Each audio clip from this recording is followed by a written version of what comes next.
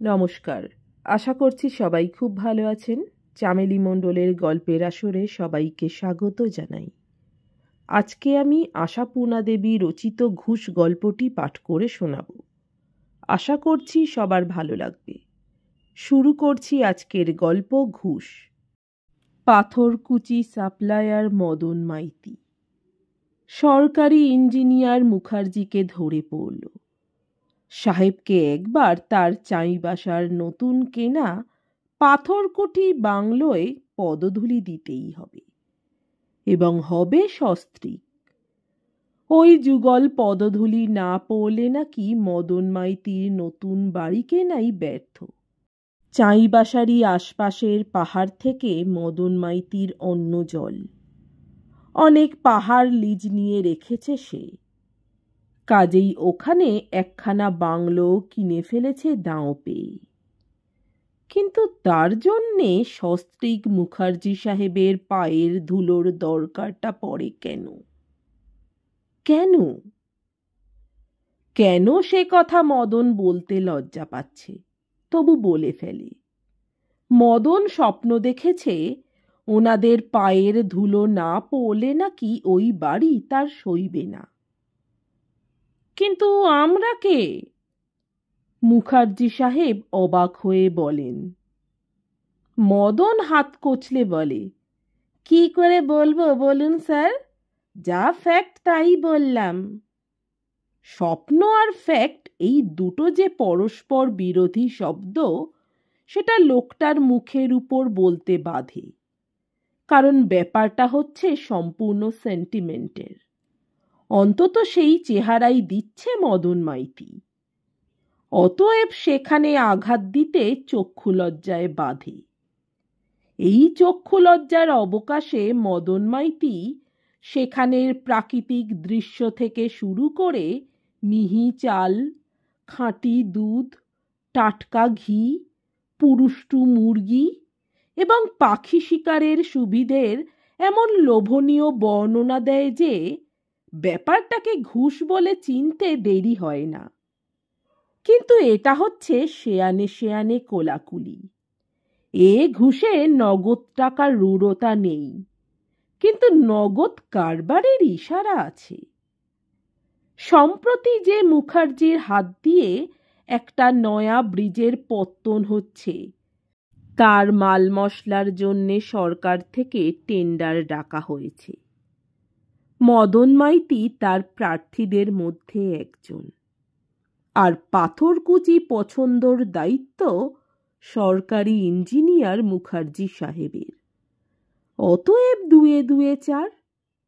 মদন মাইতি যদি নিজের পেট্রোল পুড়িয়ে সাহেব মেম সাহেবকে কলকাতা থেকে চাইবাসায় তার নিজের বাসায় পায়ের ধুলো দেওয়াতে নিয়ে গিয়ে খাইয়ে দাইয়ে প্রাকৃতিক দৃশ্য দেখিয়ে উপরন্তু পাখি শিকার করিয়ে ফের আবার পেট্রোল পুড়িয়ে যথাসময়ে সাহেবকে সস্তানে ফেরত দিয়ে যায়, এবং ফেরত গাড়িতে মনখানেক সরু চাল, ৩-২ খাঁটি ঘি আর ডজন খানেক পুরুষ্টু মুরগি তুলিয়ে দেয়, দেবেই অবধারিত, তাহলে সাহেব সরকারি অর্ডারটা মদন মাইতিকে পাইয়ে না দিয়ে কি অন্য ফালতু লোককে দেওয়াতে যাবেন?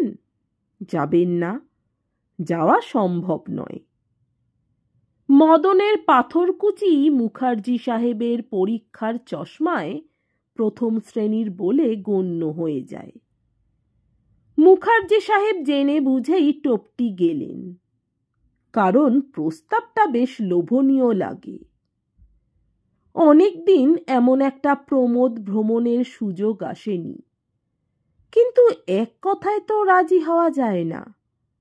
তাই যদিও মনে মনে বলেন, তুমি মদন মাইতি, তুমি হচ্ছ একটি ঘুঘু নম্বর 1, তাই তুমি স্বপ্ন দেখবার আর সাবজেক্ট পেলে না, আমাদের পায়ের ধুলোর স্বপ্ন দেখতে বসলে। তথাপি মুখে ভারী একটা বিপন্ন ভাব দেখান। এ কি মুশকিল বলো দেখি, তুমি কিনলে বাড়ি আর তাকে পয়মন্ত করতে যেতে হবে আমাদের। আমরা কে? তুমি বরং তোমার গুরুটুরুকে নিয়ে যাও। ঘুঘু নম্বর 1 মদন মাইতি করজোরে বলে, আপনারাই আমাদের গুরু গোবিন্দ একাধারে সাপ সাহেব। তবু অকারণে আপনাকে জ্বালাতন করতাম না, যদি না স্বপ্নটা ঠিক ভোরের হতো। অর্থাৎ স্বপ্নটা মাঝরাত্রিরের হলে যদি বা ছাড়ান ছিল সাহেবের, ভোরের হওয়ায় ছাড়ান ছোড়ন নেই। সাহেব অবশ্য মনস্থই করে ফেলেছেন প্রস্তাবটা গ্রহণ করবেন, তবু কিছুটা খেলান, কথার খেলায় খেলাতে থাকেন। রাতে একটু হালকা করে খেও মাইতি, যাতে ভোর পর্যন্ত পেট ভার না থাকে। ভয় আর কুসংস্কার এরা দুটি হচ্ছে কুকুরের জাত, বুঝলে মাইতি? যত প্রশ্রয় দেবে তত বাড়বে। ওহে মাইতি, স্বপ্নই যদি দেখলে তো একটু বেশি দেখলে না কেন? এমন একটা স্বপ্ন দেখলে পারতে মুখার্জি সাহেবকে 1,00,000-2-3 টাকার চেক লিখে দিচ্ছ। কিন্তু খেলা আর কতক্ষণ চলে? তাছাড়া অপর পক্ষ তো খেলছে না, সে তো শুধু হাত কচলাচ্ছে, তার মানে খেলোয়াড়কে হাতে পুড়ছে। অতএব শেষ পর্যন্ত হার মানতেই হয় মুখার্জি সাহেবকে, অর্থাৎ পরাজিতের ভঙ্গিতেই বলতে হয়, না, তোমার পাথরকুঠি না দেখে আর উপায় নেই দেখছি। আচ্ছা বাতিগ্রস্ত লোক বটে, একটা স্বপ্ন দেখে আশ্চর্য। মদন মাইতি মনে মনে বলে, তুমিও আচ্ছা ঘুঘু, সেই যাবেই, শুধু এতক্ষণ আমায় লেজে খেলালে। কিন্তু মুখে বলে, সাহেব, হাতে চাঁদ পাওয়া কথাটা শুনেই এসেছি চিরকাল, মানে বুঝতাম না, আজ সেটার মানে বুঝছি। তুমি তো বলে বসছ চাঁদ পেলে, এখন তোমাদের মিসেস মুখার্জি রাজি হন কিনা দেখি। হবেন স্যার, স্বপ্ন দর্শনের কথাটা বুঝিয়ে বলবেন। ওই রাবিশ মার্কা লোকটার সঙ্গে কি এত কথা হচ্ছিল? মিসেস ঠোঁট বাঁকিয়ে বলেন, কথার ফুরোয় না? আরে ও হচ্ছে মদন মাইতি, একটা মজার স্বপ্ন দেখেছে, সেই কথা বলছিল। চমৎকার, তোমার বুঝি চাকরি গেছে, তাই বসে বসে স্বপ্ন কথা শুনছিলে? স্বপ্নটা ইন্টারেস্টিং, বলে মুখার্জি সাহেব টাই কোট খুলতে থাকেন। মিসেস নির্লিপ্ত গলায় বলেন, কিছু খাবে না স্বপ্নেই পেট ভরে গেছে? তা সত্যি বলতে পেট না হোক, মনটা বেশ ভরা ভরা লাগছে। মুখার্জি সাহেব স্ত্রীর পাশে বসে পড়ে বলেন, শুনলে তুমিও খুশি হবে। অতঃপর শোনান মদন মাইতির প্রস্তাবটা, ধীরে সুস্থে মজার সুরে, যেন তিনি এটাকে কৌতুক বলেই ধরছেন, তবে মিসেসের যদি ইচ্ছে হয়। আধুনিকতার অভিশাপ, নিজের স্ত্রীর কাছেও অকৃত্রিম হতে দেয় না মানুষকে। ভেবেছিলেন মিসেস উল্লসিত হয়ে উঠবেন, কারণ মিস্টার সব কথার শেষে একটা কথা বলে নেন, আমাদের বিয়ের পর প্রথম যখন তোমায় নিয়ে ট্যুরে বেরোই, মনে আছে তোমার মীরা?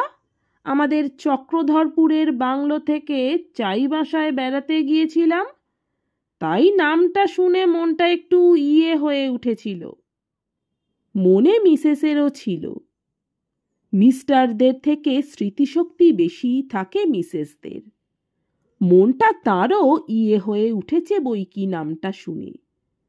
তবু সেদিনের মতো উৎসাহে লাফিয়ে উঠতে পারেন কই? তখনকার মতো ভারমুক্ত জীবন কি আছে আর এখন? এখন অনেক ভার। তাই ভারী মুখেই বলেন মিসেস, ইয়ে হলেই বা কি হচ্ছে, আমি আর কি করে যাব?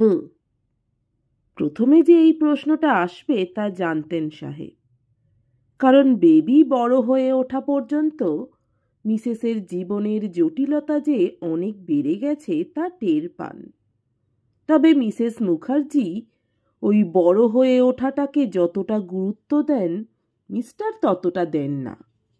ওর ধারণা খাটো স্কার্ট পরা, এবং রাত দিন লাফিয়ে বেড়ানো ওই বাচ্চার মতো আহ্লাদী মেয়েটার জন্যে অতটা কেয়ার না নিলেও চলে। ভাবেন মীরা একটু বাড়তি করছে। মীরা তিলকে তাল ভাবে। মীরা চায়ের পেয়ালায় তুফান তোলে।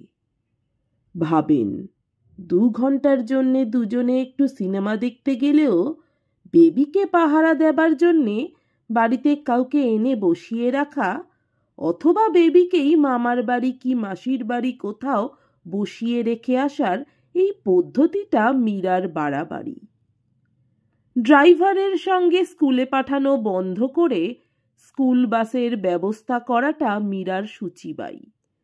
তবু বেবি যে বড় হয়ে উঠেছে সেটা একেবারে উড়িয়ে দিতে পারেন না বয়সের হিসেব শুনে। মিসেস যখন বলেন, 17টা বছর এমনটা কিছু কম নয়, ও বয়সে আমার বিয়ে হয়েছে তা মনে রেখো, তখন চুপ করে যেতেই হয়।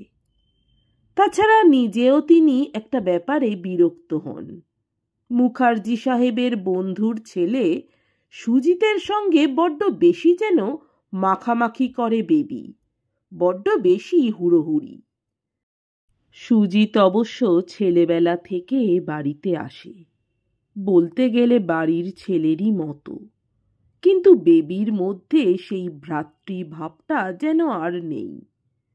বয়সের সঙ্গে সঙ্গে কেমন একটা অন্য ভাব দেখা দিচ্ছে। অথচ খুকি ভাবটি বজায় রেখেছে ঠিক।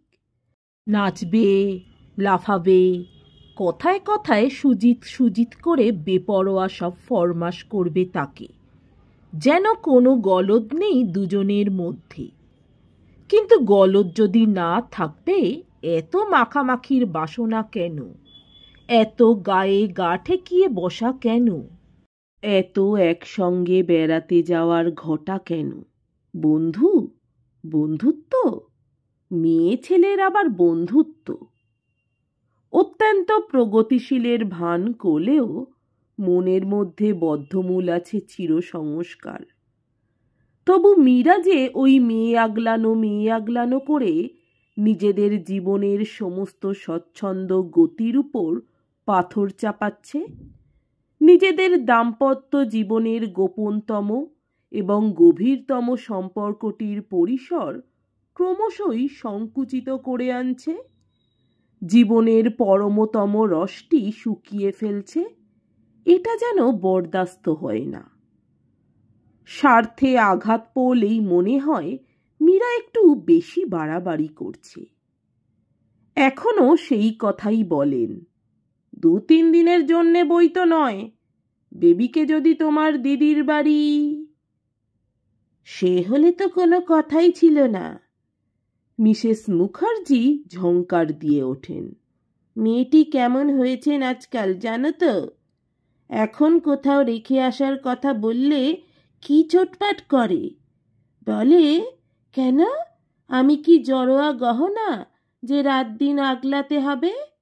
বলে আমি কি ঘর ভেঙে পালিয়ে যাচ্ছি যে পাহারাদার রাখতে হবে?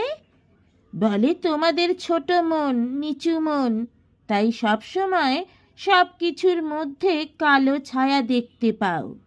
2 ঘন্টা একা থাকলে চোরে আমায় চুরি করে নিয়ে যাবে, আরও সব কত বলে।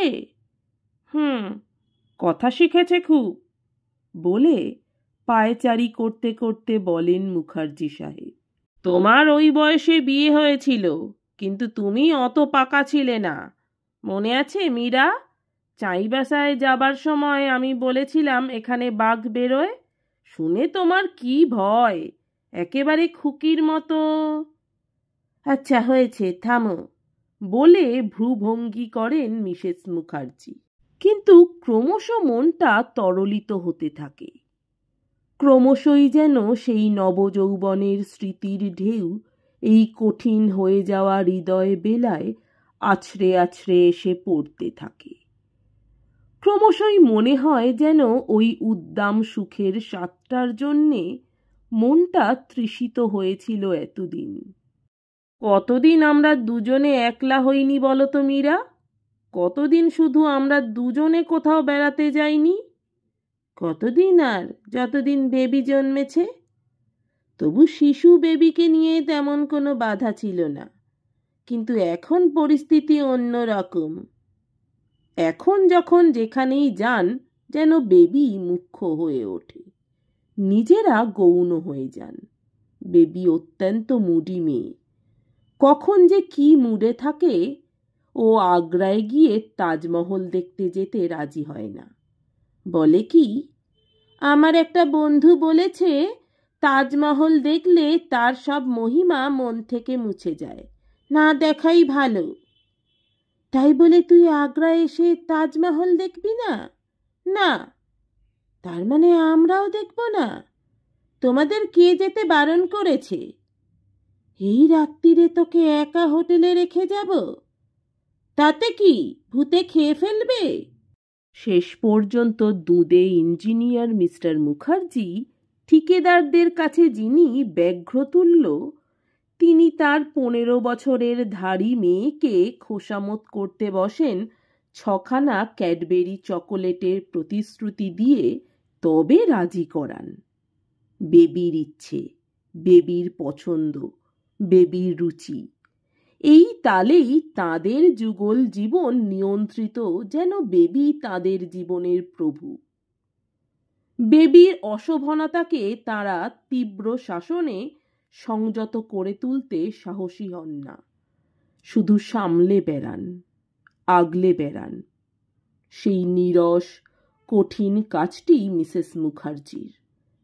তাই হঠাৎ আজ যখন মুখার্জি সাহেব বলে উঠলেন, কতদিন আমরা শুধু দুজনে কোথাও বেড়াতে যাইনি মীরা, তখন সমস্ত শরীরের মধ্যে একটা আলোড়ন এলো মীরা মুখার্জির। না, নিজেদের জীবন বলতে আর কিছুই অবশিষ্ট নেই তাদের। তারা যেন একটা দাসত্বের শৃঙ্খলে বাঁধা পড়ে বসে আছেন, যেন তাদের প্রভুকন্যাকে পালন করছেন।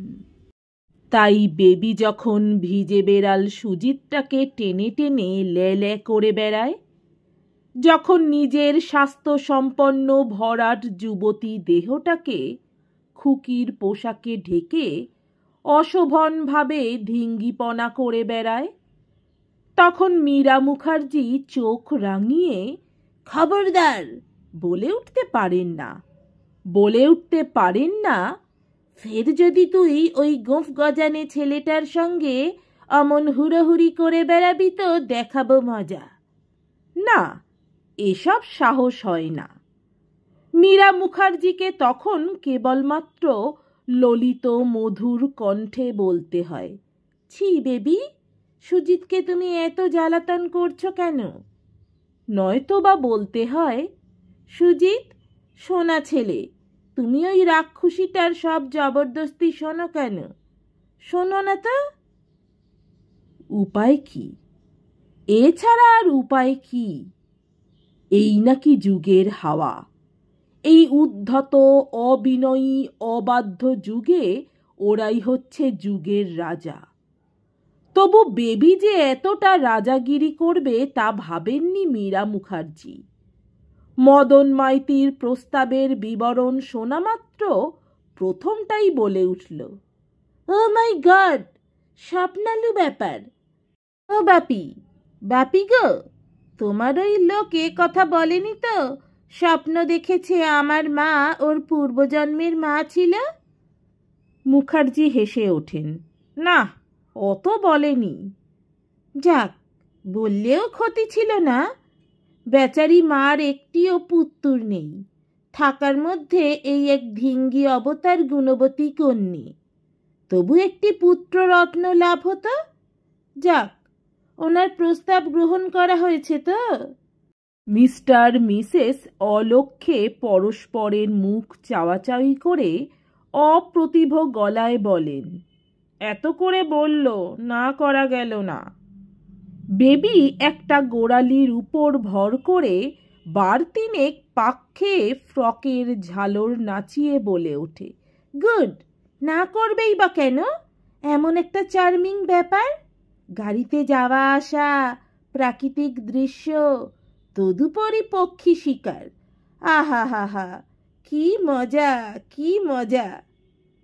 বেবি 5 বছরের শিশুর মতো হাততালি দিয়ে বলে, বাপি, আমার নাচতে ইচ্ছে করছে। সুজিতটা শুনে একেবারে থ বনে যাবে। আচ্ছা বাপি, যেন হঠাৎ মনে পড়েছে, এইভাবে বলে ওঠে, সুজিতটাকেও তো সঙ্গে নিলে হয়, বেশ মজা হবে। মজাটা কার হবে এবং কিসে হবে তা অবশ্য বোঝা গেল না, কিন্তু কর্তাগিন্নি প্রমাদ গোনেন। সর্বনাশ, বেবি তাহলে ধরেই নিয়েছে 3 জনেই যাওয়া হবে। সেরেছে। মুখার্জি সাহেব অসহায়ের মতো মেম সাহেবের মুখের দিকে তাকান। ভাবটা যেন, নাও এখন তুমি বোঝো।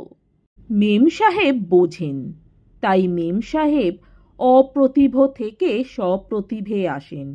ওমা, তুই কি করে যাবি? তোর পরীক্ষা? পরীক্ষা? কিসের আবার পরীক্ষা এখন? না না, পরীক্ষা টরীক্ষা কিছু নেই আমার। বাপি, তুমি এক্ষুনি আমার স্কুলে চিঠি দিয়ে দাও, 4 দিন ছুটি চাই। মুখার্জি সাহেব হতাশ দৃষ্টিতে আকাশের দিকে তাকান। বোঝেন, দুজনে একলার সুখসাদের আশা খতম। কিন্তু মেয়ে মানুষ সহজে আশা ছাড়ে না। মীরা মুখার্জিও ছাড়েন না। তিনি শক্ত হাতে হাল ধরেন। না দেখো, নেহাত লোকটার কথায় পড়ে যাওয়া। বাড়ি শুদ্ধ গেলে হয়তো হাসবে। আমরা এমন ভাব দেখাবো যেন আমোদ আহ্লাদ কিছু নয় বাবা। নেহাত তুমি বলেছ তাই। তুই 2 দিন তোর বড় মাসির কাছে।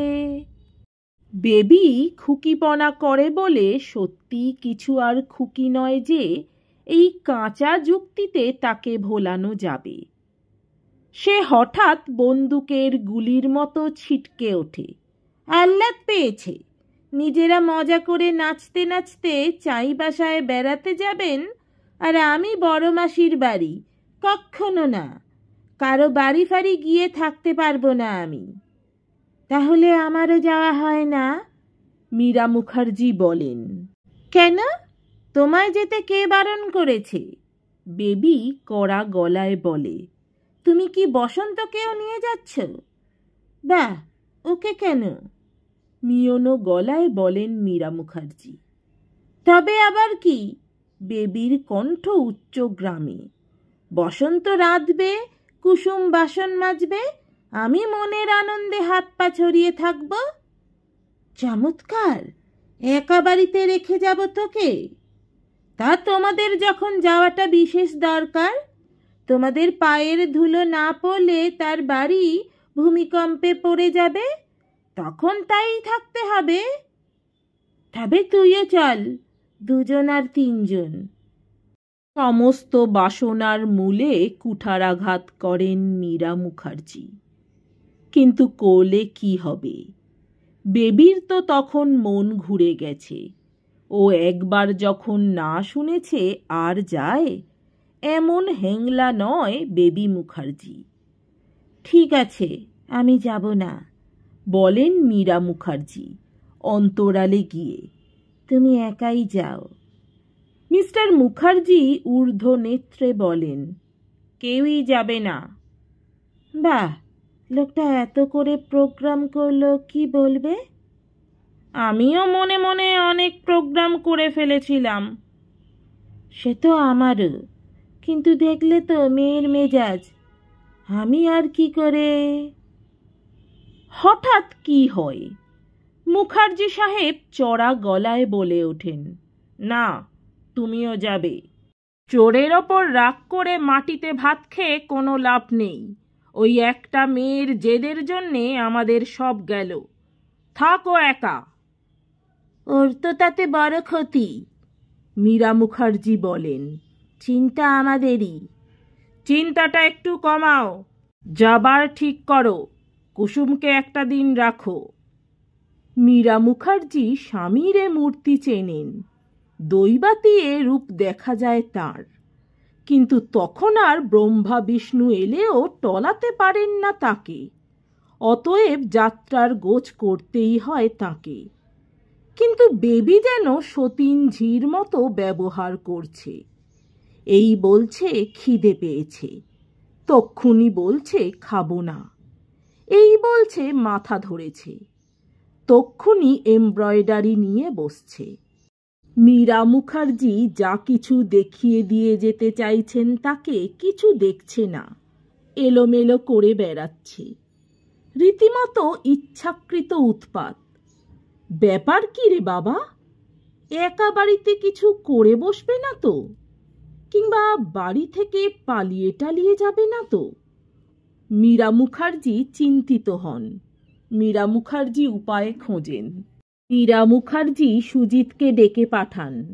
মিনতি করে বলেন, সুজিত, বিশেষ কাজে দিন চারেকের জন্য তোমার কাকাবাবুকে আর আমাকে বাইরে যেতে হচ্ছে। তোমার এই পাগলা বোনটিকে একটু সামলিও। তোমার ওপরই ভার দিয়ে গেলাম বাপু, তুমি একটু একটু এসে এসে ওকে দেখে যাবে।